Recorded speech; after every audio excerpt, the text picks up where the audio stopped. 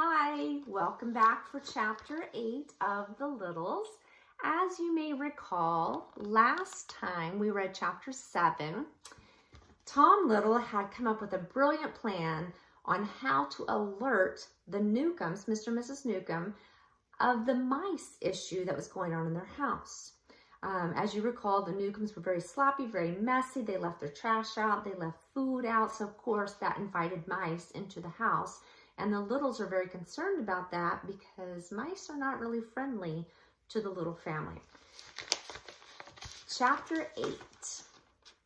The Littles were very pleased with the success of Tom's plan. Mr. Little couldn't get over it. "I wish you all could have seen Tom," he said. Zip he went right across the floor. "It's a mouse," yelled Mrs. Newcomb. Oh my, it was something to see. "He's a little all right," said Uncle Pete. "He has that little bravery." I only had a little bravery is right, Uncle Pete," said Tom. "I was kind of scared." All the Littles laughed except Uncle Pete. "Tom Little, you ripped this mouse costume," said Granny Little. She was looking at it under a light. "I'm sorry, Granny," said Tom. "I was going so fast I couldn't stop when I got to the other side of the room. I tore it on a nail under the radiator." "I'll fix it," said Granny Little. "You can wear it next Halloween." "I hate mice," said Lucy. "Don't wear that thing ever again, please." "Granny, you did a wonderful job on the costume," said Mr. Little, "but, well, no one really likes it. Do you know what I mean?" "No sense in wasting all that good work," said Granny Little. She started sewing. "We may need it again." "I'm not leaving my room until the mice are gone," said Lucy. "They'll be gone in a few days," said Mr. Little. "You'll see, everything is going to be all right." "I say we should give Newcomb a helping hand," said Uncle Pete. He picked up a sword made from one of Mrs. Big's needles. "On guard!"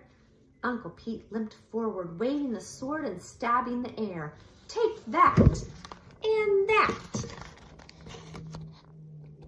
See, Uncle Pete?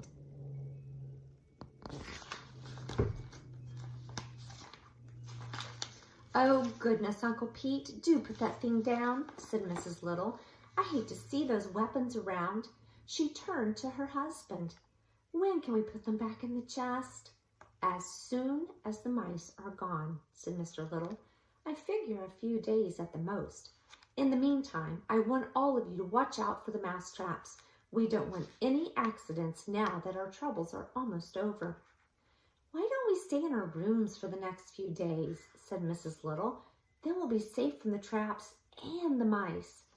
Uncle Pete didn't think so. "We should know what's going on at all times," he said.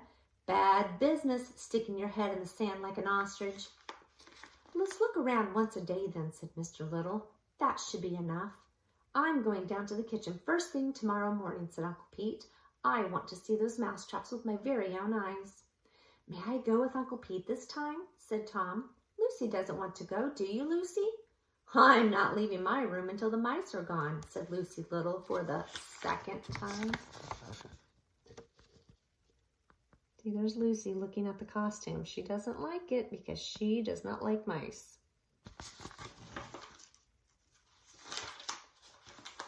Next time, we will find out if the Newcombs set the mouse traps, if the Little family can stay safe from the traps as well as the mice, and we'll see what happens next. See you next time for chapter 9.